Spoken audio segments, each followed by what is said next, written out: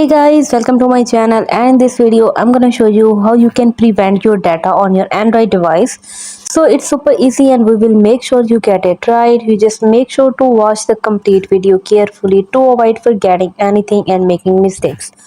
So let's get started guys. You can check your mobile data usage. Checking your mobile data usage can help you keep track of how much data you are using and where it's gone. So you can check your mobile data usage in your Android device setting app. And also guys, you can change in your settings to save data. Can also help you save your data on your Android device. For example, you can turn off the mobile data when you are not using it, or you can prevent apps from being interrupted when there is no Wi-Fi. So you can save data on your Android device, avoid going over your data limit.